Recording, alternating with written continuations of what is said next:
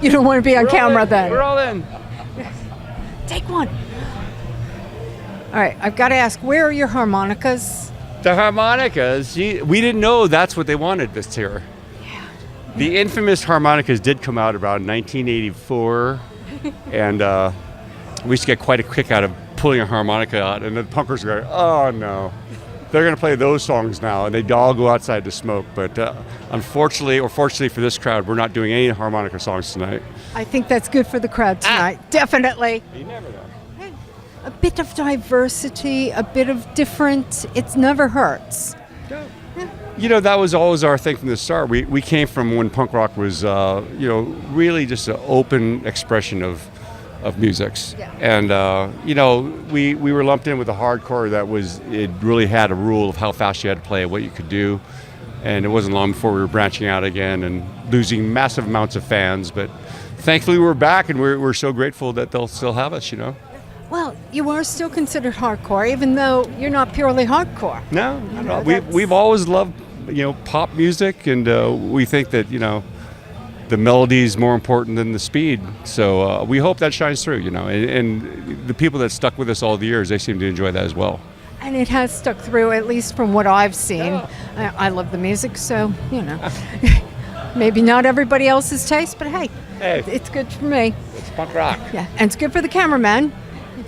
You guys were all talking stories about when you were playing here and the Bad Brains and things like that, but you were saying that this is the first time you've been playing outside of Blackpool in London. Yeah, Kim, you remember some of these details, don't you? That's Kim.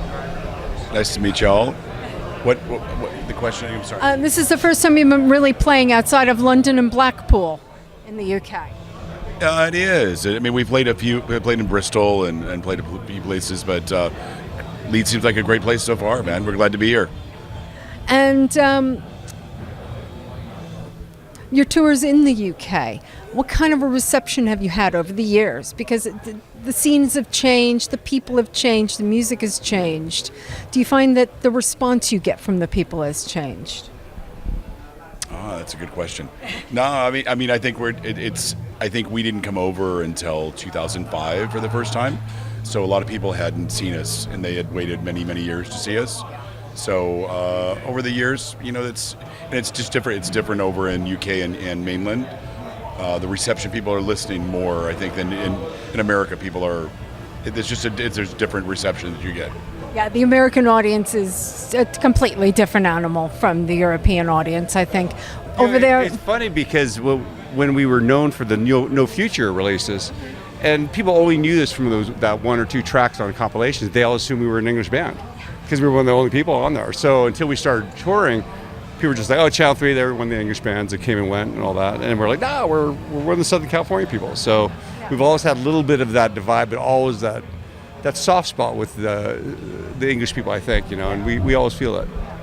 And where did the name Channel 3 come from? How did that originate? Mike and I grew up together, and when we used to sit in his mom's house when we were kids, we would flip around on the channel, and when there was nothing we would flip around and there was no MTV, there was no all these other channels, which there was only about 8 channels that you had. When you turned to Channel 3, you turned the TV off. So, I don't know, it just came up and it was one of those ones that just stuck with it. You turned it off and that was it, and that's how you guys stuck. Channel of our own. The static channel. And you guys have been friends since you were in grade school, in American speak. So since you were like 8, 10 years old? Since second grade, probably 8 years old. And that was like 10 years ago. We were in second grade. No, actually, it's been fantastic. We've grown up and can do it, and it was so great we could bring our kids along this tour in the band now. My kid, Anthony Thompson, actually has been in this band longer than, I think he's been in the band longer than we have now at this point. How long has it been? Gosh, coming up on 18, 20 years, something like that. Yeah. He was a kid. Yeah, I was a kid. Yeah. Kid in short pants when we picked him up. And now? And then Nick is our new guy, but he's been pushing 2 years now with us.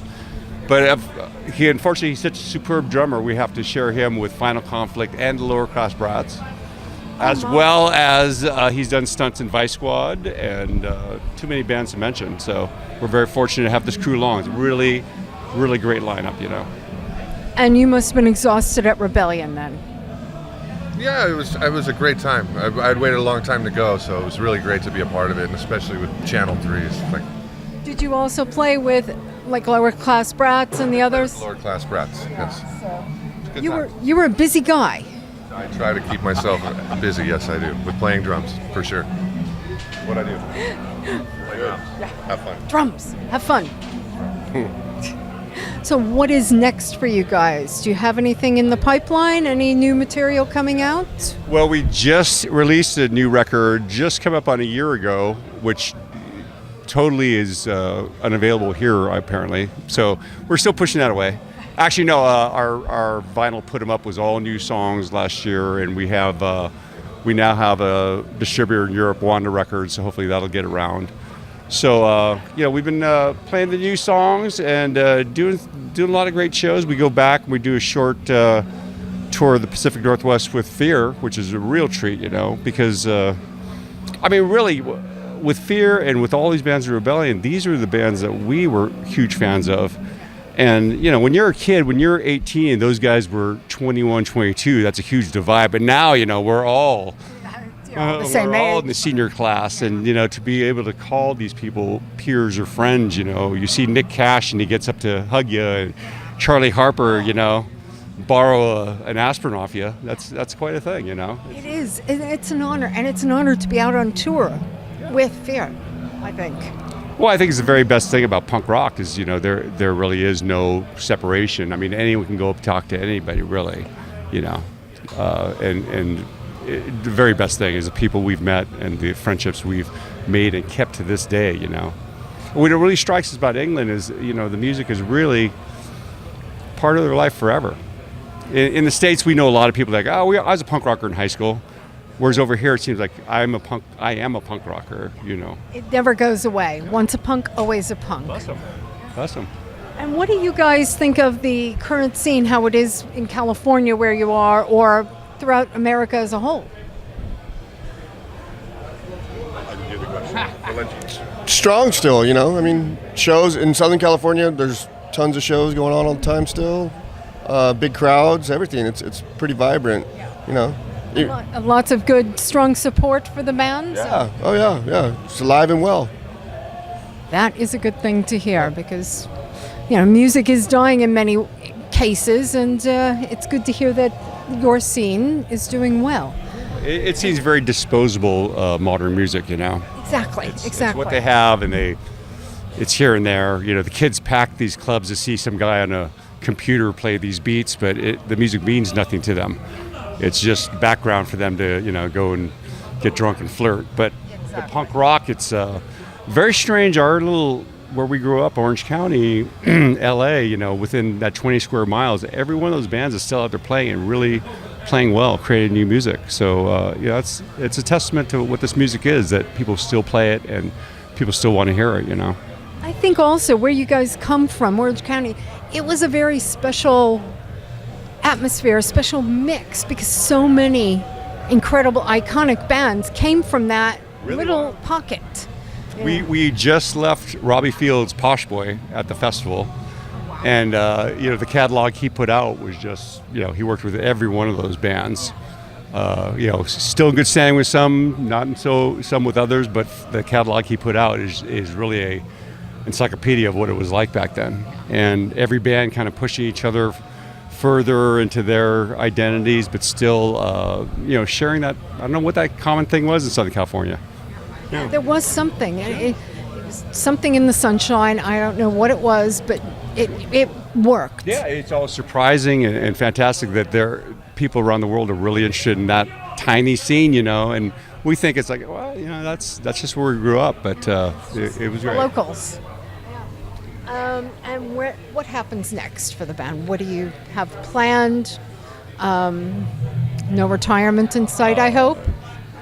Retirement from work and full-time punk rock is what I'd say. That sounds like a good plan. Guys, you agree? You're a bit young, but what the hell? Go for it. I'll retire, no. Yeah. I don't have a problem with that. You? Absolutely. We tend to use every day of vacation from our real jobs on this band, and the wives and girlfriends get awfully sick of that, you know. I mean, they'd like to take a cruise, for God's sake, but no, you know, it's like... You've got to have a punk rock Yeah, cruise where you're playing one of the nights and then you get the trip. But, I mean, it's fantastic for us. I mean, we look at it as, you know, if they'll still have us around the world, we'll be there. Sure. And that is fantastic. I would like to thank you guys so much for taking the time to pleasure. speak with me, and look forward to seeing you on stage. Thank you. Thank you. Thank you.